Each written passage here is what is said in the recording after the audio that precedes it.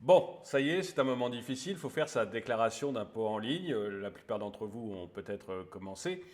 Mais c'est aussi un temps béni pour les arnaques. Et on va voir, il y a pas mal d'arnaqueurs qui sont venus en ligne, ça y est, pour essayer de vous piéger et essayer de vous récupérer vos données bancaires. Alors ça, c'est un article que j'ai vu dans 60 millions de consommateurs.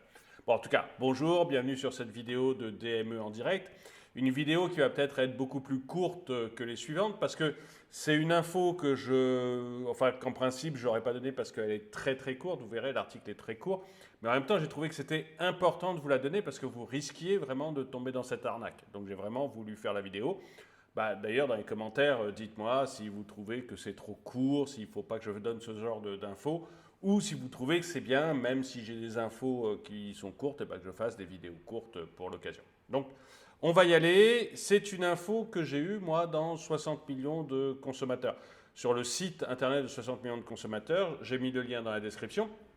D'ailleurs, avec 60 millions de consommateurs, si vous voulez lire leurs articles entiers comme je vais le faire, il suffit que vous vous inscriviez à la newsletter. Donc, ce n'est pas très contraignant, il ne faut pas payer ni rien. Donc, j'ai trouvé ça pas mal. Allez, on y va tout de suite. Donc, l'arnaque au faux mail de remboursement des impôts et de retour. La saison des arnaques au remboursement des impôts est ouverte. Un mail renvoie à un faux site officiel destiné à voler vos coordonnées bancaires. Donc, on va voir, grosso modo, ils profitent de l'arrivée des impôts pour dire, allez hop, vous allez recevoir un mail des impôts, de la DGFiP, on va regarder ça un peu ça. Et puis en fait, c'est du phishing. Ce qu'on appelle du phishing, c'est que le but, c'est de récupérer toutes vos coordonnées et surtout vos coordonnées bancaires.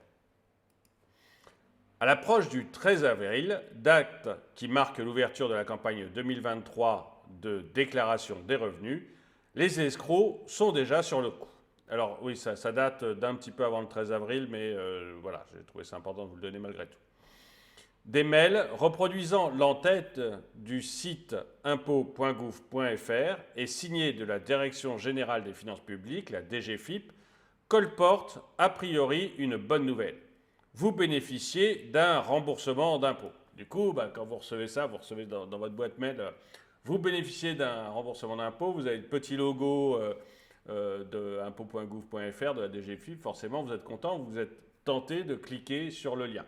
Mais on va voir. Bon, il y a aussi des moyens de voir comment régler le problème. Mais bon, on va voir. Et pour le recevoir, il suffit de remplir un formulaire. Pour recevoir le remboursement des impôts, il vous suffit de remplir un formulaire. Attention, il s'agit d'arnaques. Bien devenues si fréquentes que ces derniers jours, la DGFiP s'est vue contrainte de clôturer des comptes ciblés par des tentatives de piratage de manière préventive. Donc, enfin voilà, il y en a tellement, c'est pour ça que je voulais en parler, il y en a tellement que la DGFiP est obligée de fermer certains comptes. Voyez, par exemple, vous, par exemple, c'est pas forcément vous que ça concerne, mais de gens comme vous avez un compte à la DGFiP à impôts.gouv.fr pour vous prélever vos impôts, mais en fait, vous êtes tellement ciblé par ce genre de truc qu'ils ont décidé de fermer votre compte. Voyez. Donc forcément, pas vous forcément qui m'écoutez, mais c'est pour vous donner un exemple. Alors, il y a quand même un moyen de savoir que ça risque de vous arriver. Il y a des moyens de se rendre compte que ce mail que vous recevez de la DGFiP, ce n'est pas un vrai mail. Et il y a un moyen de se rendre compte que lorsque vous cliquez, vous n'arrivez pas sur le site des impôts. Parce que tout y ressemble, c'est vraiment bien fait. Le mail en lui-même, vous avez vraiment l'impression de recevoir un mail des impôts. Et quand vous cliquez, vous avez vraiment l'impression d'être sur le site des impôts. En fonction de la qualité forcément du voleur. Mais vous avez vraiment l'impression d'être sur le site des impôts. Seulement, il y a quelques petites choses, quelques petits trucs pour vous apercevoir que c'est un faux. Donc voilà, je vais vous les donner. Nous avons le plaisir de vous informer que suite à notre traitement de votre déclaration de revenus, nous avons calculé que vous avez un droit à remboursement d'impôt d'un montant de 115,49 €. Annonce le message que 60 millions de consommateurs a reçu. Parce que même 60 millions de consommateurs, vous voyez, ils ont été un peu... ils ont été spammés. Donc vous recevez un mail qui dit ça.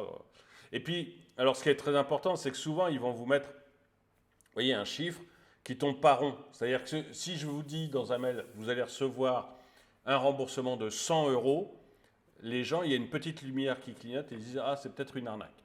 Si je mets 115,49 euros, c'est un chiffre hyper précis quand même, ça fait très impôt. Et du coup, bah, vous n'avez pas cette petite lumière qui clignote. Vous avez tendance à beaucoup plus y croire quand je vous mets 115,49 euros plutôt que 100 euros. Donc ça, alors malheureusement, bon, les impôts vont faire la même chose. Donc c'est pas c'est pas ça qui doit vous alerter, mais ça vous dit que le mail qui vous envoie est quand même super précis. Donc voilà. Il est demandé de cliquer sur un lien afin de nous assurer que les informations que nous avons concernant votre compte sont correctes. Donc là encore, vous pouvez le cliquer, vous y croyez quoi. Il renvoie vers un site imitant le site impôts.gouv.fr, c'est ce que je vous disais tout à l'heure, et comportant un questionnaire où il est demandé de rentrer les coordonnées bancaires. Donc vous allez avoir un site qui ressemble vraiment à votre site des impôts. Et puis, on va peut-être vous demander des choses, style confirmer votre date de naissance ou confirmer votre numéro fiscal. Mais surtout, on va vous demander de rentrer vos coordonnées de carte bleue. Et c'est là qu'il doit y avoir chez vous une petite alerte qui clignote, une première petite alerte qui clignote. Si vous recevez ce mail dont le montant du remboursement promis peut être plus ou moins important, plusieurs indices doivent vous mettre la puce à l'oreille. Le plus flagrant est l'adresse électronique de l'expéditeur. Dans notre cas, c'était une suite de numéros, serveu.ae. Ce type d'adresse farfelue est le signe évident d'une tentative de phishing ou hameçonnage, un genre d'escroquerie fait par le web. Oui, parce que si vous recevez des mails, ils sont impôts.gouv.fr. Hein, quand vous recevez un mail des impôts, attendez, je vais regarder une seconde parce que j'en ai reçu un, moi, de mail des impôts. Donc, je mets en pause une seconde l'enregistrement. Je vais regarder ça parce que je ne vais pas vous montrer non plus les mails que m'envoient les impôts. Mais voilà, je vais regarder et je vous précise exactement le truc dans une seconde. Donc, en fait, voilà, je suis allé voir. Donc, en fait, ce que vous allez recevoir, vous, comme mail, si c'est un mail réel, c'est signé dgfip.gouv.fr ou impôts.gouv.fr. Là, vous êtes certain que c'est bien envoyé par les impôts et pas envoyé par un pirate. Enfin, vous êtes certain. Moi, je conseille toujours de se méfier parce qu'on peut essayer de truquer ces adresses mail. Donc, il y a quand même un petit risque, mais c'est déjà beaucoup moins risqué. Hein. Donc, allez plutôt vers ce genre de mail. On continue. Mais attention, les escrocs ont peaufiné leur technique et peuvent aussi créer des adresses très proches de celles des vrais services du fisc.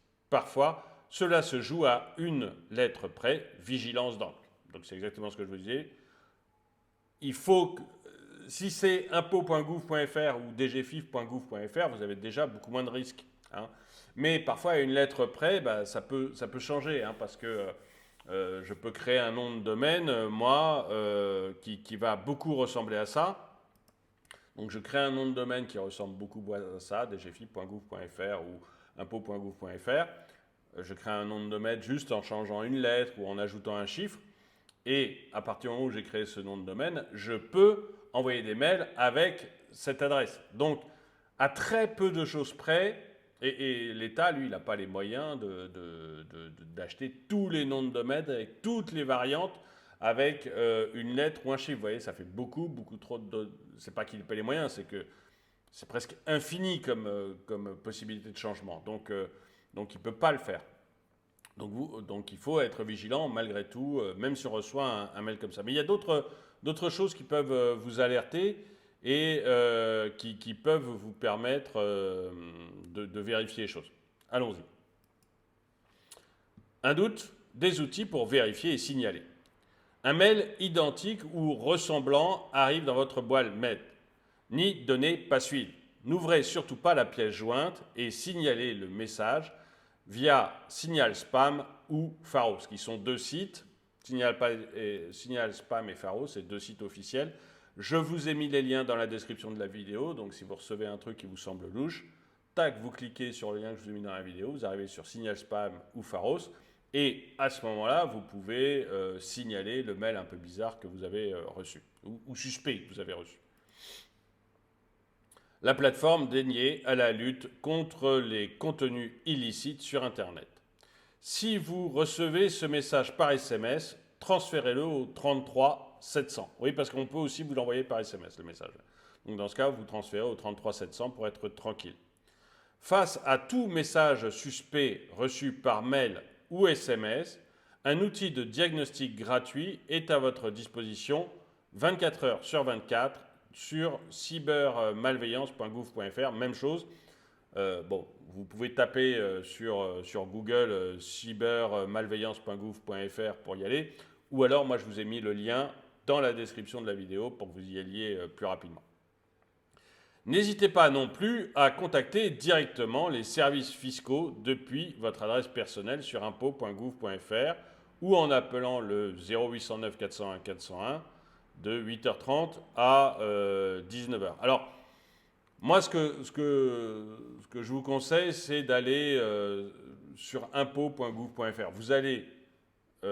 Vous cliquez pas sur les liens des mails que vous recevez, jamais, et vous allez dans votre navigateur, et à ce moment-là, vous tapez impôts.gouv.fr, vous vous retrouvez sur le site officiel des impôts, et à ce moment-là, vous rentrez dans votre espace personnel. De toute manière, si les impôts vous doivent de l'argent, doivent vous rembourser quelque chose, ont une question à vous poser, ont un problème avec vos coordonnées bancaires, etc., d'abord, ils ne vous demanderont pas votre numéro de carte bleue, ils vous demanderont un RIB, mais s'ils ont quoi que ce soit avec ça, ils vont le mettre dans votre espace personnel de impôts.gouv.fr. Donc, le plus simple, c'est d'aller dans son navigateur, taper impôts.gouv.fr, aller sur son espace personnel et voir à ce moment-là si les impôts ont besoin de formation vous concernant ou ont de l'argent à vous rendre. Ils vous l'indiquent, donc c'est extrêmement clair et c'est beaucoup plus sûr. Comme je le dis souvent, en France, il y a un truc qui marche, c'est les impôts. Les impôts, ils ont vraiment payé une amende, ça fait presque plaisir tellement c'est facile. Et puis les impôts, les déclarations et tout, c'est relativement simple. Donc, allez là-dessus et vous aurez déjà pas mal de solutions. Voilà, donc la vidéo est terminée. Vous voyez, c'est une vidéo simple, hein. Mais, enfin non, excusez-moi, il y a encore un tout petit truc. En cas de doute sur le contenu du message reçu, rappelez-vous qu'une administration, les impôts, la CAF, la sécurité sociale, ne réclament jamais de connaître vos coordonnées bancaires par mail ou par SMS pour effectuer un remboursement. Jamais. Donc vous ne vous posez même pas la question. Mais encore une fois, hein, si vous avez... Moi, franchement,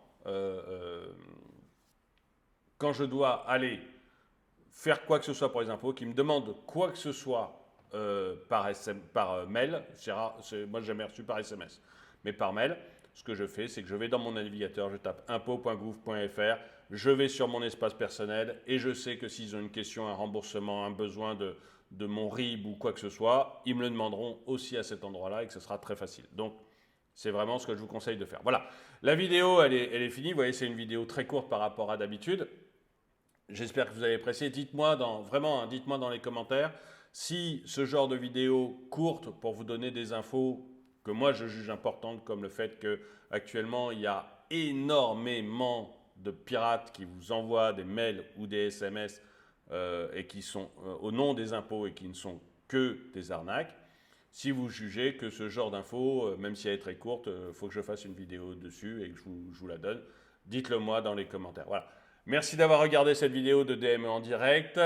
Merci à tous ceux qui soutiennent la chaîne. Mettez-lui un pouce vers le haut. Vraiment, diffusez-la pour que tout le monde connaisse cette arnaque.